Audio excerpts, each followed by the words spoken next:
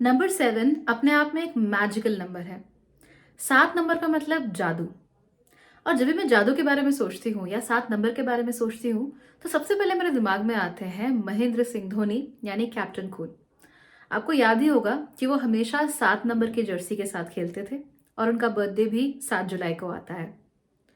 But Mahendra Singh Dhoni की captaincy के बारे में, उनके खेल के बारे में ऐसा बहुत कुछ है जो आपको 7 नंबर की जो बेसिक प्रॉपर्टीज हैं उनके बारे में काफी कुछ बता देता है। अगर आप क्रिकेट के फैन रहे हैं या महेंद्र सिंह धोनी के ज़माने में क्रिकेट आपने देखी है, तो आपको याद होगा कि कितने ड्रामेटिक से रन चेजेस हुआ करते थे। Every match was a dramatic match. कभी ऐसा होता नहीं था कि मैच में मज़ा ना आता हो, खासतौर पे अगर फाइनल का मैच हो। और फाइनल के मैचेस में हमेशा फाइनल मोमेंट्स में कुछ ऐसा हो जाना जिसकी आपने कल्पना भी नहीं की थी, और बहुत सारा ड्रामा। कई बार ऐसा लगता था कि चीज़ें सिर्फ और सिर्फ किस्मत यानी फेट के कारण हो रही हैं, वो भी एकदम जादुई तरीके से। आई एम श्योर आपको बहुत सारी बातें याद आ रही होंगी अगर आपने उस जमाने के क्रिकेट मैचेस, खासतौर पे वर्ल्ड कप विक्ट्री को देखा है तो हाँ, ठीक वैसे ही जैसे कैप्टन कूल महेंद्र सिंह धोनी है, वैसा ही एक नंबर होता है नंबर 7। और नंबर 7 यकीनन जादू का नंबर है। तो क्या कहता है नंबर 7, क्या होते हैं इसके मतलब, और अगर आपका नंबर भी 7 है यानी मूलांक 7 है, तो आपकी पर्सनालिटी कैसी है, वो सारी बातें जानेंगे आज के वीडियो में।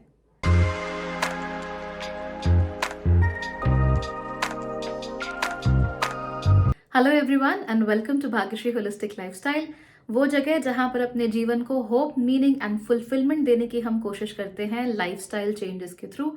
और यहाँ पर हम हर उस चीज की बात करते हैं जो एस्ट्रोलॉजी के दायरे से थोड़ा सा बाहर है, यानी कि numerology, tarot, crystals, dreams, animal symbolisms, angel numbers and so much मोर।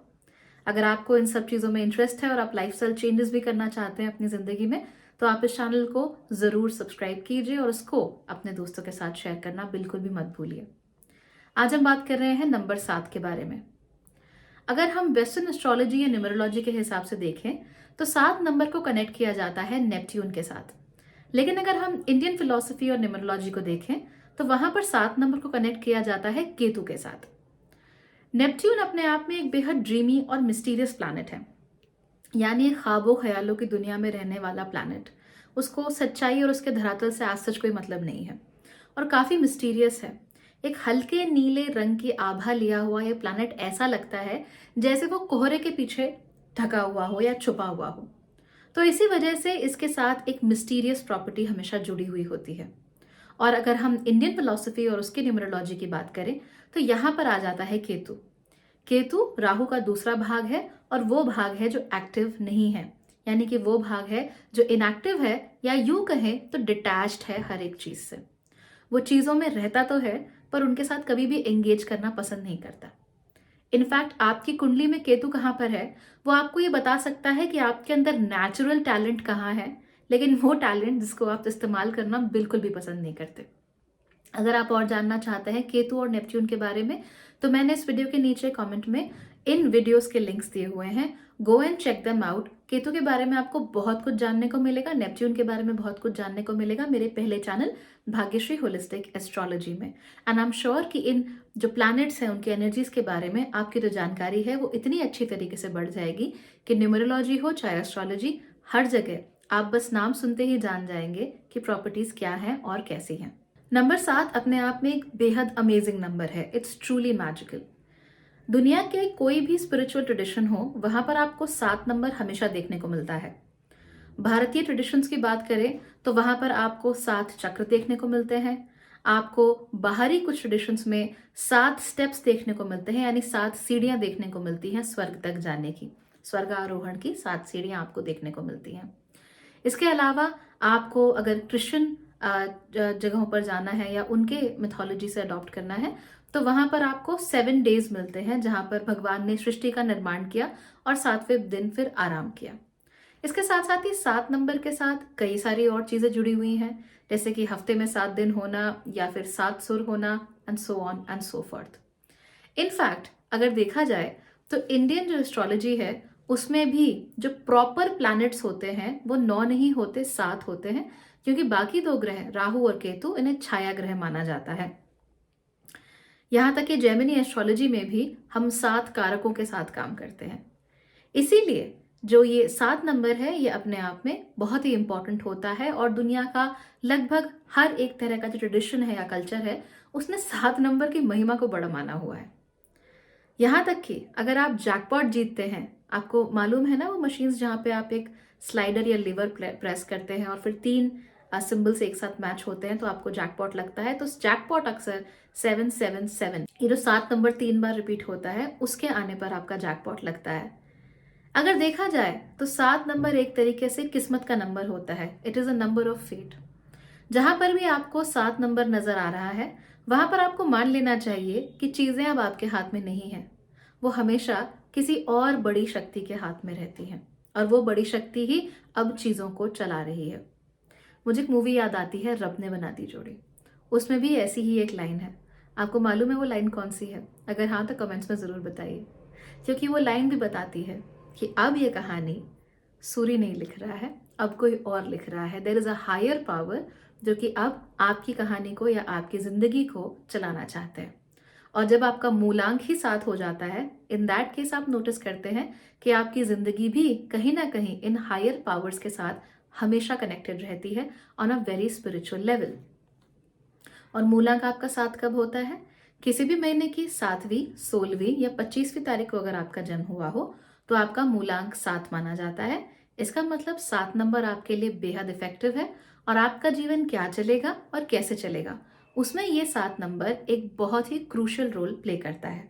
अब जहां हम किस्मत की बात कर लेते हैं, फेट की बात कर लेते हैं या कोई हायर पावर हमारी जिंदगी कंट्रोल कर रही है उसकी बात कर लेते हैं, तो अक्सर अच्छी चीजें भी हो सकती हैं और खराब चीजें भी हो सकती हैं। अच्छी चीजें यानी कि आपकी लॉटरी लग जाना, कोई बहुत अच्छा रिलेशनशिप लाइफ में आ जाना।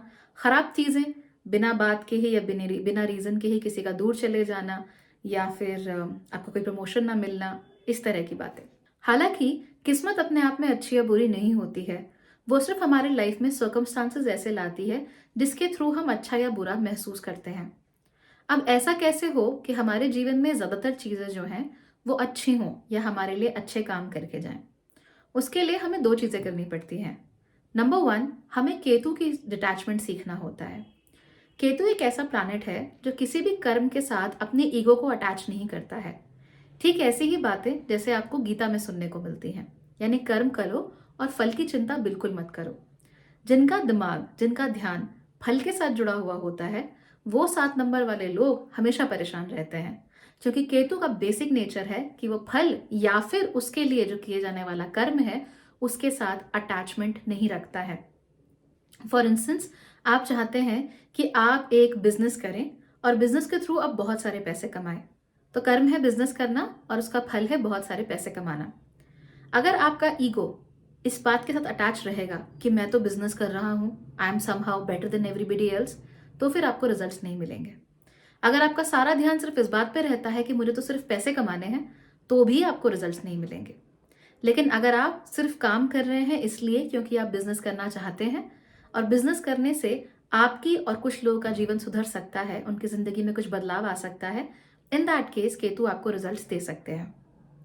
The second thing that we have to note here is कि हम जिसे किस्मत कहते हैं उसमें से भी काफी बड़ा हाथ हमारे खुद के कर्मों का होता है। बहुत सारे लोग किस्मत का नाम सुन के एकदम रिजाइन कर देते हैं। वो ये समझते हैं कि जो कुछ होगा किस्मत के साथ होगा और खुद किसी चीज की जिम्मेदारी नहीं लेना चाहते हैं। हर चीज को किस्मत के या भगवान के भरोसे छोड़ने वाले लोगों के लिए भी केतु या नंबर 7 कभी भी कुछ नहीं करता है। आपको मेहनत तो करनी ही पड़ेगी। देखिए, हम महेंद्र सिंह धोनी का एग्जाम्पल ले रहे हैं। महेंद्र सिंह धोनी के जो करियर है, it has been a fantastic career. लेकिन उस करियर में ऐसा तो नहीं हुआ कि अचानक वो एक दिन कहीं से आए और सडनली उन्होंने वर्ल्ड कप जिता दिया। That was not possible. कई सालों तक उन्होंने क्रिकेट खेली, अपनी स्किल्स को डेवलप किया और शायद कुछ खास तरीके से डेवलप किया जिसकी वजह से वो ऐसे फैसले ले सके जो कि आम कप्तान या आम बैट्समैन नहीं ले पाते। और यही इंट्यूशन, यही इमेजिनेटिवनेस, यही क्रिएटिविटी उन्हें आगे लेकर गई। यानी अगर आप चाहते हैं कि आपके लिए भी अच्छे रिजल्ट्स आए तो आपको भी किसी सब्जेक्ट में गहरा उतरना पड़ेगा, आपको भी उन्हें सीखना पड़ेगा और इंट्यूशन डेवलप करना पड़ेगा।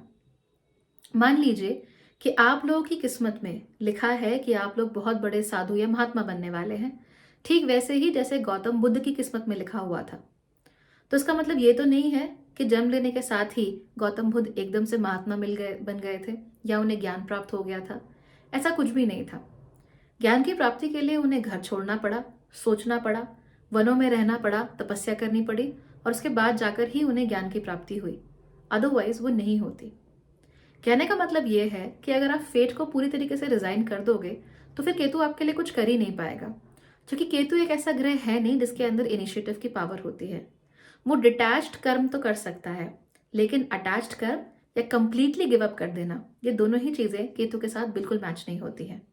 इनफैक्ट गिव अप कर देने से आप केतु के जो नेगेटिव पावर्स होती हैं उनको और बढ़ाते हो, और जब आप कोशिश नहीं करते हो किस्मत के आगे, तो किस्मत आज कल या कभी भी आपका साथ नहीं देती। यही वजह होती है कि नंबर 7 रिसर्च करने वाले लोगों के लिए या फिर स्पिरिचुअल प्रैक्टिस करने वाले लोगों के लिए हमेशा बहुत अच्छा नंबर माना जाता है। वजह यह है कि इन दोनों ही फील्ड्स में आपको सालों साल अपने आप को झोंकना पड़ता है, अपने आप को पूरी तरीके से उन चीज़ों में रमाना पड़ता है, डूबना पड़ता है। और जब आप डूब कर कोई काम करते हैं बिना फल की चिंता किए हुए या फिर उस कर्म के साथ खुद को अटैच करके, तब चीज़ें आपके लिए काम करना अच्छा डेवलप हो जाती है।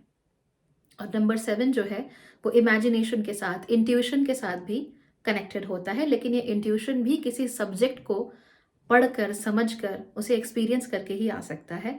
अदरवाइज ये इंट्यूशन आपको नहीं आ सकता। यू विल नोटिस कि बच्चों में आपको कोई इंट्यूशन आज सच देखने को नहीं मिलेगा।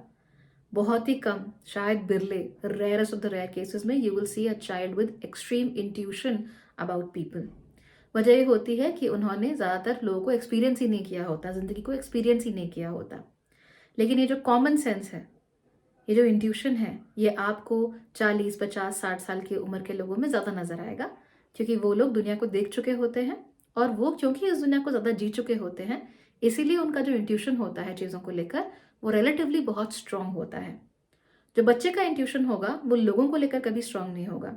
वो भूख को लेकर, चीज़ें अच्छी हैं इसको लेकर, चीज़ें मेरे लिए फ़ायदेमंद है इसको लेकर ज़रूर स्ट्रांग हो सकता है, but not related to other things as such. अगर आपका मूलांक 7 है तो आपको कोशिश करनी चाहिए कि अपने आप को जितना हो सके अलोन टाइम ज़रूर दें, यानी कि अकेलेपन में समय बिताना आप लोगों को अच्छा लगता है। अगर आप लोगों का नंबर 7 है और आप लोग बहुत ज़्यादा मेंटल वरीज से, परेशानियों से, तकलीफ से गुजर रहे हो, तो कोशिश करो कि आप कुछ समय अकेलेपन में सिर्फ अपने साथ बिता सको। अगर नंबर 7 वाले लोगों को रेगुलरली थोड़ा बहुत अकेलापन मिलता रहता है, चाहे दिन में आधा घंटा ही क्यों ना हो, तो ये लोग रिलेटिवली काफ़ी शांत रहते हैं और इनके जीवन में प्रॉब्लम्स नहीं आती। लेकिन अगर 7 नंबर वाला व्यक्ति हर वक्त लोगों से घिरा रहे, हर वक्त उसके आसपास कोई ना कोई रहे, या हर वक्त उसको अपने आप को एक्सप्रेस करने में या अपने आप के साथ समय बिताने के लिए कोई मौका ही ना मिले या अपने आप से बात करने का मौका ही ना मिले, तो ऐसे लोग बिल्कुल फ्लरिश नहीं कर पाते हैं और उनके जो नेचुरल टैलेंट्स होते हैं वो भी कभी बाहर निकल कर नहीं आ पाते। इसीलिए कोशिश ज़रूर करनी है कि हर रोज़ 10 मिनट, 15 मिनट, आधा घंटा, 1 घंटा, कितना भी सही, आपको अपने साथ कुछ वक्त ज़रूर बिताना है। आपके जो भी प्रॉब्लम्स हैं वो इस समय पर आप आराम से सॉल्व कर सकते हो। नंबर 7 सीखता बहुत अच्छे से है और एप्लीकेशन उस चीज़ की, उस नॉलेज की और अच्छे तरीके से करता है, खास तौर पे अगर उसे ये एप्लीकेशन अपने हाथों से करनी हो तो चाहे आप फर्नीचर बनाते हो, चाहे ज्वेलरी बनाते हो, चाहे डिज़ाइनर हो, चाहे मूर्तियां बनाते हो, चाहे आप लोग मेकअप आर्टिस्ट ही क्यों ना हो, नंबर 7 आपको हाथ से काम करने के लिए बहुत ज़्यादा अच्छे एक तरीके से प्लेटफॉर्म बना कर देता है। So number 7 are naturally good at these things. वो जल्दी सीखते भी हैं और जल्दी इन पर काम भी करते हैं। मोस्टली ऐसा इसलिए कर पाते हैं बिकॉज नंबर 1 इनका इंट्यूशन बहुत अच्छा होता है और नंबर 2 इनकी जो इमेजिनेशन पावर्स होती हैं वो भी काफ़ी अच्छी होती हैं। यही वजह होती है कि जो 7 नंबर वाले लोग होते हैं उनकी 2 नंबर वाले लोगों से बहुत ज़्यादा पटती है, क्योंकि दोनों ही एक तरीके से इमेजिनेटिव होते हैं, दोनों ही क्रिएटिव होते हैं और दोनों ही अपनी जो कला है उसको एक्सप्रेस करने का मन रखते हैं। हालांकि 2 और 7 के साथ प्रॉब्लम ये हो जाती है कि क्रिएटिविटी अक्सर एक्सप्रेस होती रहती है, लेकिन उसे डायरेक्शन दे पाना अक्सर थोड़ा डिफिकल्ट होता है। तो अगर आप लोग if your lovers, husband wife हैं या कोई भी और आपका बिजनेस पार्टनरशिप है जहाँ पे आपका नंबर 7 है, सामने वाले का नंबर 2 है, you need to bring in somebody जिसका नंबर 1 हो या 8 हो, सो दैट वो आपकी जो एक्सेसिव क्रिएटिव एबिलिटीज हैं उन्हें बैलेंस आउट कर सके और आपको उड़ने से बचा सके और सच्चाई के धरातल पर ला सके और आपको वो विजन दे सके जिसके ऊपर आप लोग काम कर सकते हो। अदरवाइज एक बार अगर 7 नंबर वाले ने उड़ना शुरू किया, खासतौर पे 2 नंबर वाले के साथ, तो फिर वो लोग जेन्युइनली कटी पतंग की तरह उड़ते ही रह सकते हैं। So you need some grounding in your life. आप लोग बहुत कम्युनिकेटिव होते हो, लेकिन 7 नंबर वालों का कम्युनिकेशन जबान से कम और उनके एक्सप्रेशन ऑन बॉडी लैंग्वेज से ज्यादा होता है। आप लोग चार्मिंग भी होते हो, अट्रैक्टिव भी होते हो, और आप लोग के अंदर एक क्वाइट कॉन्फिडेंस होता है। तो नंबर 1 वाले की तरह आपका कॉन्फिडेंस ऐसा नहीं है तो सामने से नजर आएगा 1 मील दूर से। ना ही 3 वालों का कॉन्फिडेंस है जो कि काफी कम्युनिकेटिव है और काफी नॉलेज से भरा हुआ है। आपका जो कॉन्फिडेंस है वो काफी शांत है और अपने आप को दिखाने की कोई इच्छा नहीं रखता है, और इस वजह से भी कई लोग आपकी तरफ अट्रैक्ट हो जाते हैं, specially if you are a woman. लेकिन आप लोग ये बात नोट करेंगे कि आप लोग हमेशा ऐसे लोगों के साथ ही बेहतर फील करते हो जिनकी वेवलेंथ आपसे मैच करती हो। तो चाहे आपकी तरफ कितने भी लोग अट्रैक्ट हो रहे हो, आप 2 ही तरह के लोगों के साथ रह सकते हो। पहला वो इंसान जिसके साथ आपकी वेवलेंथ एग्जैक्ट मैच करती हो, यानी कि आप लोग सेम तरीके से सोचते हो, सेम तरीके से रहते हो और सेम तरीकों से ही आप जीवन को देखते हो। दूसरा जो व्यक्ति जिसके साथ आप रह सकते हो कंफर्टेबली, लेकिन in very small number of cases, is when सामने वाला जो व्यक्ति है वो काफी डेडिकेटेड हो और अपने आप में ही दे आर वेरी स्ट्रांग। जैसे कि कोई 8 नंबर वाला व्यक्ति, कोई 1 नंबर वाला व्यक्ति या कोई 3 नंबर वाला व्यक्ति। इन सारे ही केसेस में आप लोग नोट करेंगे that they are too strong, और वो आपको कई बार एक फाउंडेशन दे देते हैं। हालांकि ऐसे में भी 8 नंबर वाले व्यक्ति जो होते हैं उनके साथ आपके दुखी होने के चांसेस थोड़े से बढ़ जाते हैं, बिकॉज 8 नंबर वाले लोग जो होते हैं उनमें इतना इमोशनल वार्मथ नहीं हो पाता। Even though they are nice people, very loyal people, but फिर भी इमोशनल वार्मथ नहीं रखते, और अगर आप लोग इमोशनल वार्मथ पर बहुत ज़्यादा फोकस करें तो आपको प्रॉब्लम हो सकती है। नंबर 1 वालों के साथ रहेंगे तो नंबर 1 वाले खुद में थोड़े से ज़्यादा मुग्ध होते हैं अपने आप से, तो उनके उनके रूल्स, उनके रेगुलेशंस, उनकी life, they take centre stage. So if you are passive, number 1 can work for you. And similarly number 3, if you want somebody who is extremely extroverted and talkative, अगर आप वो झेल सकते हैं तो नंबर 3 भी आप लोगों के लिए अक्सर काम करता है, बिकॉज ये तीनों नंबर ही रिलेटिवली काफी स्ट्रॉन्ग ग्राउंडिंग एबिलिटीज लेकर आते हैं। आप लोग इन जनरल यही प्रेफर करते हो कि आप ऐसे लोगों के साथ हो जो आपके जैसे ही हो। अगर कोई हाइपर एक्टिव है या कोई बहुत ही स्ट्रॉन्ग पर्सनैलिटी का है तो उसके साथ आप बहुत ईजिली एग्जॉस्ट हो जाते हो, और ये एग्जॉशन लंबे समय तक कैरी आउट कर पाना आपके लिए एज सच पॉसिबल नहीं हो पाता। So you have to make sure that you find people that you really click with. 7 number वाले जो पुरुष होते हैं वो जनरली काफी रिजर्व्ड होते हैं। कभी भी अपने मन की बात वो आपको बताएंगे नहीं। इनफैक्ट अकेले रहने से इनकी सारी प्रॉब्लम्स अपने आप ही सॉल्व हो जाती हैं। इसलिए अगर कोई 7 नंबर वाला पुरुष है and he wants some alone time, तो उसको छेड़िए मत, give him the time that he needs. 7 number वाली जो लड़कियां होती हैं वो इन जनरल थोड़ी ज्यादा टॉकेटिव होती हैं, लेकिन वो भी हर किसी के साथ नहीं जी सकती। तो चाहे वो बातें किसी के साथ भी कर ले और कितनों के साथ भी कर ले, उनके लिए भी हर किसी के साथ सर्वाइव कर पाना आसान नहीं होता। इसके पीछे जो मेजर वजह होती है वो ये होती है कि आप लोगों की नज़र में दुनिया केवल मोह माया है, और इस मोह माया में आप लोग पढ़ना नहीं चाहते। आप लोग को ये लगता है या आप लोग ये बात मानते हो कि जिंदगी का मतलब ये नहीं है कि जिए, बच्चे किए और मर गए। आपको लगता है कि जिंदगी इससे कुछ ज्यादा होनी चाहिए, और उसके बारे में सोचते सोचते आप अक्सर काफी समय निकाल देते हो। इसी वजह से नंबर 7 में बहुत सारे फिलोसोफर्स भी होते हैं, या फिर फिलोसफी को लेकर, खास तौर पे रिलीजियस या स्पिरिचुअल फिलोसफी को लेकर ये लोग बहुत ज्यादा इंटरेस्टेड भी रहते हैं, और उसमें बहुत ज्यादा इनका मन भी रमता है। मैंने अपने पर्सनल एक्सपीरियंस से ये नोट किया है कि नंबर 7 वाले लोगों में अक्सर सोशल एंजाइटी दूसरे लोगों से ज्यादा होती है। ये लोग अक्सर सोशल सिचुएशंस में उतना कंफर्टेबल नहीं फील करते जितने कि दूसरे नंबर वाले लोग फील करते हैं। इनफैक्ट ये कोशिश करते हैं कि ये दुबक कर थोड़ा पीछे हो जाए। ज़्यादा लंबे समय तक सोसाइटी में रहना या फिर बहुत बड़े सोशल ग्रुप्स में रहना और वहाँ पर एक्स्ट्रोवर्टेडली एंजॉय कर पाना ये लोगों से हो नहीं पाता। ये लोग एंजॉय तो ज़रूर करेंगे, लेकिन उसके बाद इन्हें पीछे मुड़कर अपने लिए काफ़ी सारा टाइम चाहिए होता है।